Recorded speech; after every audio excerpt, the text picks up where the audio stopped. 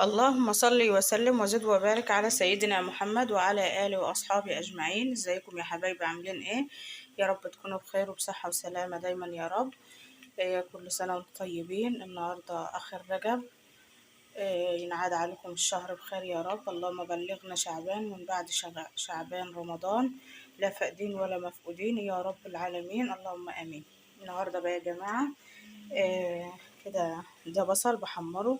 لو تفتكروا دي الحلة اللي أنا كنت عاملة فيها الزبدة وقلت لكم هطبخ فيها في الفيديوهات الجاية. لما حطيتها على النار ساحت، الزبدة اللي كانت فيها ساحت والسمنة يعني عذرا.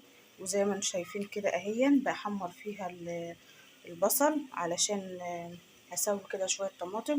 النهاردة هنعمل طبيخ لوبيا اهو، زي ما انتم شايفينها اهي. انا حطاها في مية، نقعها في مية اللي هي لوبيا اهي، تمام. والحلة التانية اهي طبخت فيها برضو شوية رز زي ما انتم شايفين اهو. انا ما غسلتش الحلل ولا حاجة زي ما قلت لكم. دلوقتي بقى البصلة بتاعتنا دبلت اهي، هتشرب كده بالطماطم ونرجع نشوف مع بعض هنعمل ايه. دلوقتي يا جماعة اهو حطيت الطماطم على البصل وحطيت عليها ملح وسكر بس كده علشان خاطر غضاضة الطماطم والملح علشان خاطر انا منساوش، تمام. دلوقتي يا جماعة ده بصل مخلل، كنت مخللاه المرحلة الأولى بقاله حوالي 10 15 17 يوم، تمام. تمام يا جماعة أو معلش بس على الغطا، لأن البصل كان زي ما انتم شايفين كده بقشره، فكان عامل رغاوي يعني زي ما قلت لكم بقالهم 15 يوم. المفروض ان هو يقعد 10 ايام، تمام. دلوقتي بقى انا همسكه كده هغسله وهقشره. البصل كده اهو هقشره زي ما تكوني هتقشريه ان انت هتخرطيه للتقليه، تمام. وهنرجع تاني مع بعض نشوف هنعمل فيه ايه المرحله التانية والنهائيه، تمام. وده البصل يا جماعه اهو بعد ما قشرته وحشت العرش بتاعه اللي بيبقى هنا والديل، وغسلته غسله حلوه كده نضيفه معاكم اهو. هنرجعه تاني بقى في العلبه ونعمل له المحلول بتاعه، محلول التخليل اللي هيفضل بقى بيه لحد اما يستوي ويتخلل. على فكرة يا جماعة الوصفة دي انا شايفاها على قناة كبيرة جدا بتعمله كده. انا الاول كنت بقشر البصلاية كده وكنت بخللها وهي كده من الاول للاخر، كان بيتهري وكانت بتبقى ريحته مش كويسة. انما ده خللتيه ازاي؟ انا كنت مقشره الكميه دي، كنت عامله الكميه دي بقشرها بس تكون البصلايه ناشفه مش ضربه ولا طيبه ولا طريه، تمام. حطيتها في الجردل وحطيت عليها لتر ميه. اللتر الميه عليه 3 معالق من الملح. انا حطيت له لتر وربع ميه، خد مني 3 معالق كبار اللي هي من معلقه الاكل، و 3 معالق 4 معالق، حطيت له 4 معالق على اساس يعني ان هو كان بقشره وكده يعني، تمام. دلوقتي بقى انا غسلته اهو وغسلت الجردل اهو ونضفته. هجيب بقى ازازة الخل، ثواني اهو يا جماعة. خل ابيض اهو، خل ابيض احط كده حبة في الجردل وارجهم في الجردل ده. حماتي اللي قايلالي على المعلومة دي اهو، هعمله كده تمام وبالجناب والغطا وكله قبل ما افضي فيه البصل اهو يا جماعه. بعد ما رجيت الجردل كده بالخل، مش هغسله بعد الخل بقى ولا حاجه، هو يفضل كده اهو. وهنزل بقى بالبصل هنا. تحطي البصل الاول وبعدين تحطي عليه الميه وتدوبي الملح في الميه الاول وبعدين تنزلي بيه على البصل اهو. طبعا الكمية كده وهو متقشر اقل بكتير من لما كان بقشره، كان البرطمان لحد هنا كده بصل بقشره، انما هنا فرق هنا اهو. هعمل معاكم برضو اجهزه تاني من البداية معاكم شوية غير دول، تمام. وهنخلل دول في الاول كده، هنركن دول على جنب. هنجيب هنا لتر مية دي اهي يا جماعة، ازازة الكاكولا اللي هي لتر ونص اهي. انا هفضي منها لتر، تمام. هفضيه هنا في الصحن هنا او في البولة او في اللي انت هتحطيه. تمام اهو.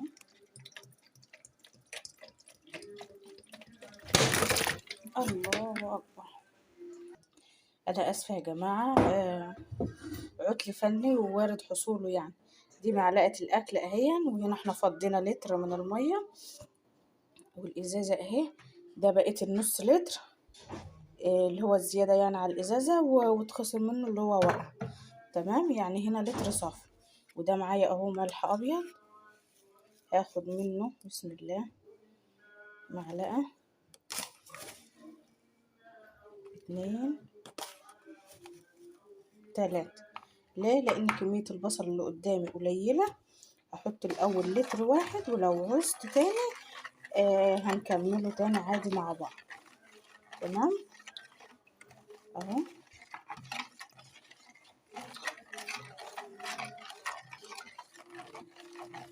وبالمناسبة يا جماعة انا هنا مخزنة، مش مخزنة يعني، البرطمان ده فيه لفت وورق وكرنب وقرنبيط على بعض كده.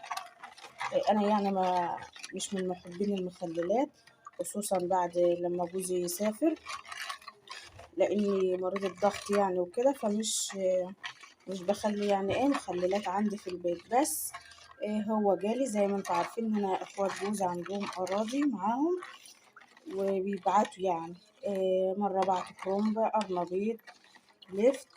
اما بتكون قرنبيطة كانت طرية كده ومسكرة، قلبها يعني من جوه بيبقى فيها فروع صغيرة، أخدتها خزنتها حطيتها هنا يعني في البرطمان ده. وكذلك برضو الكرنب لما بتكون عيدان البيضة من جوه طرية وتكون مسكرة يعني اهو. اللتر قليل زي ما انتم شايفين اهو، لسه البصل باين. اما نعمل ونحط احسن مما تكون المية زايدة وتبوظ معايا الدنيا، لان البصل بيعوم على الوش مش تنته على الارض يعني. هعمل كمان نص لتر، نص لتر اللي باقي اهو يا جماعة. انا فضيت النص لتر، والنص لتر احط عليه معلقة. تمام، معلقة ملانة برضو اهي، بحيث ان هو ما يكونش برضو معانا ايه حادق قوي او مخلل قوي زيادة عن اللازم. تمام اهو. هبوشها برضو حلو جدا، وبعدين هنزل عليها على البصل.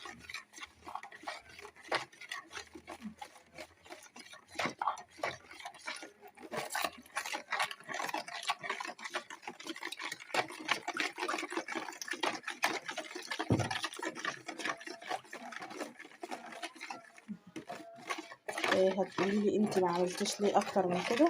لان يا جماعه انا ما عنديش برطمانات، اللي كان موجود عندي وقتها كان البرطمان ده، وبقيت البرطمانات زي ما انتم كنتوا عارفين كنت مفعينه فيها اللي هي القشطه. لكن دلوقتي انا سيحتها، هستخدم بقى علبه منهم كده. معايا لسه كميه بصل صغيره، انا مش بحب البصل الصغير ده عامه يعني، ولا برتاح فيه، لا البصلة الصغيرة ولا حتى البطاطساية الصغيرة. تمام اهو بالشكل ده. كل ما هتزودي له المية كل ما هيرفع وهيعوم معانا على الوش. هو كده كويس ومش وحش.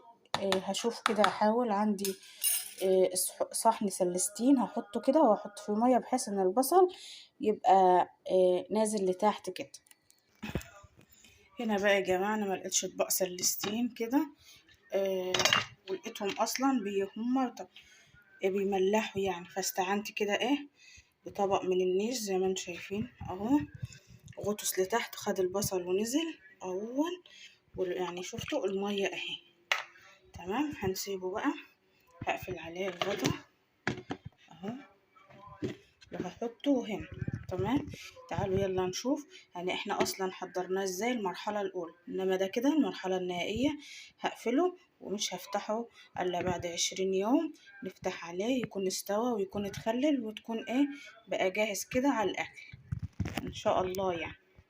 دلوقتي بقى انا معايا علبة تانية اهي ونضيفة، هنشوف هنعمل بقى ايه. على فكرة يا جماعة ما تقولوش ان المية وقعت انا سبتها، لا انا على طول جنبي كده خلقة ناشفة اهي، بمسح بيها على طول كده اول باول اهو، وبنشف بيها المكان تحسبا يعني لأي ظرف أو لأي حاجة حصلت زي دي كده.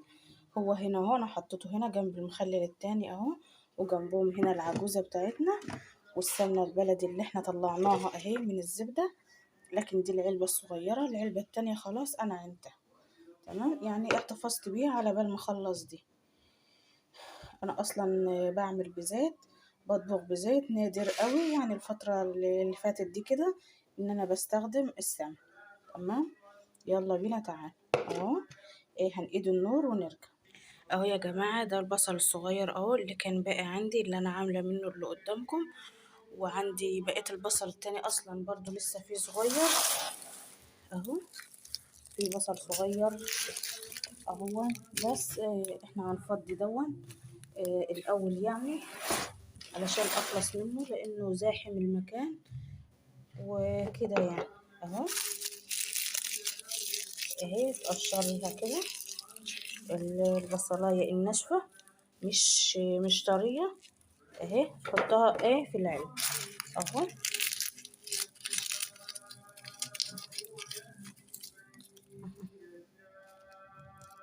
دي وحشة طرية اهي، مش هتنفع، نحطها على جنب على ما نحط. تمام اهو. انا اصلا زي ما قلت لكم انا مش بحب البطاطس الصغيرة ولا البصلة الصغيرة من صغري يعني. تمام اهو. هعبي بقى الكمية في العلبة ونرجع تاني مع بعض. اهو يا جماعة البصل بتاعنا بقى اهو زي ما هو بعرشه تمام وديله. انت ممكن تديله شطفة او معاكي خلقة كده تمسحي البصلاية ببصلتها كده وانت بتحطها هنا. تمام، انا ما غسلتوش، انا مسحته كده وانا باخده لكن مصورتلكوش طبعا بعد ما فصلت. عملته يعني اختصارا للوقت ولاني بعمل بايدي يعني وكده. تمام اهو زي ما انتم شايفين. ودي هنا لتر ونص من المية، حطيت عليهم 4 معالق من الملح بالمعلقة دي. تمام، هنقلبهم بقى كده مع بعض اهو.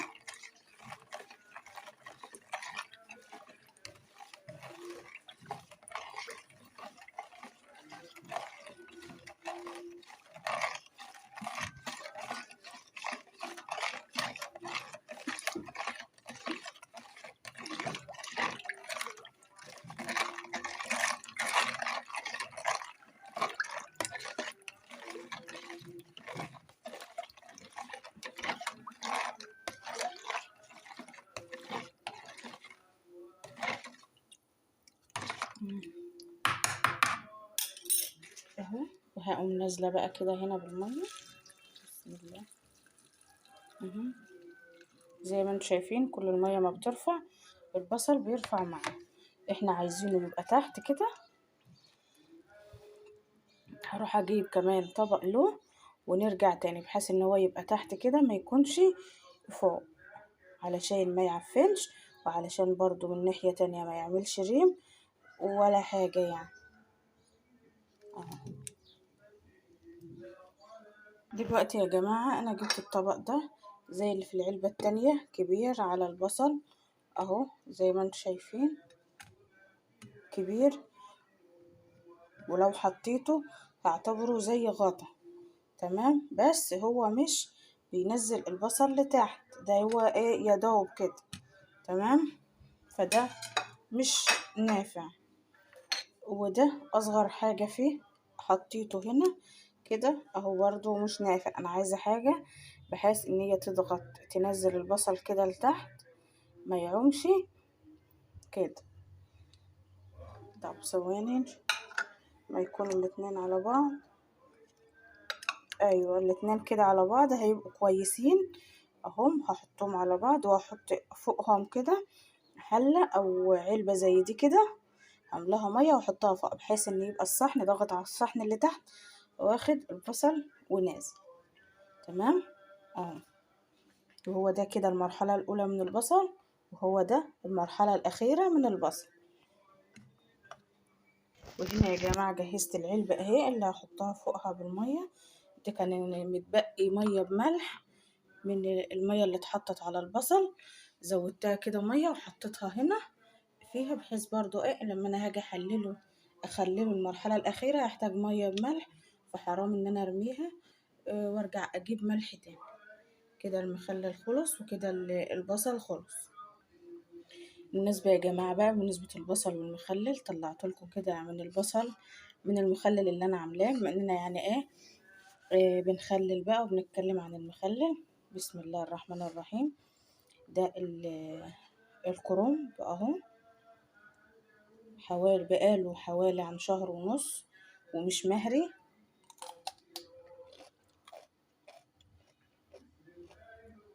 في قرشته زي ما هي وجميل جدا. تمام. واول ما خللت خالص كان اللفت من قبلهم يعني يجيب شهر، بس لما زودت الكرنب والبرنجان والقرنبيط، يعني زي ما تقولوا اللون خف شوية يعني.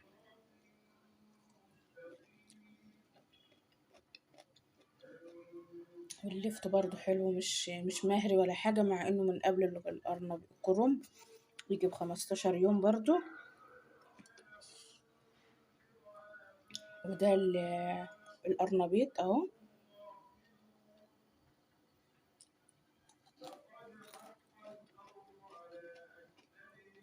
يعني بسم الله ما شاء الله، كلهم كده مع بعض في برطمان واحد. ودي العنق بتاعت اللفت يعني،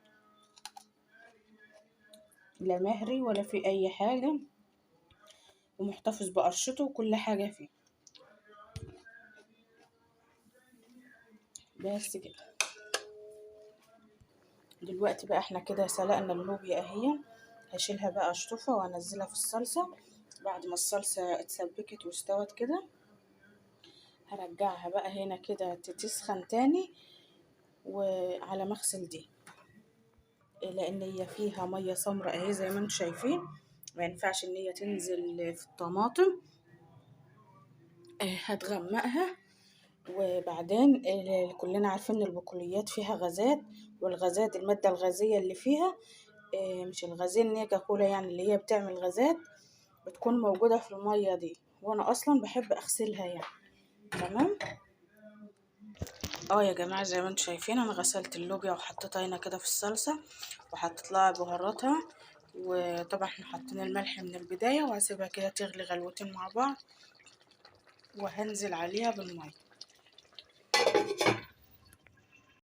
كده يا جماعة الخير يكون الفيديو بتاعنا انتهى. اتمنى ان يكون تخليل البصل بتاعنا عجبكم. ودي غدانا بقى اهون. دي اللوبيا اهي، هي بتكون تقيلة كده. انتوا حابين تخففوها تطفوا عنها وهي لسه فيها مية عن كده يعني. وده الرز بتاعنا اهو، بألف هنا وشفا. طبعا اتمنى الفيديو يعجبكم، وما تنسوش اللايك والاشتراك يا جماعة، وما تنسونيش بكومنت حلو من كومنتاتكم الجميلة. اشوفكم على خير في فيديو جديد، والسلام عليكم ورحمة الله وبركاته.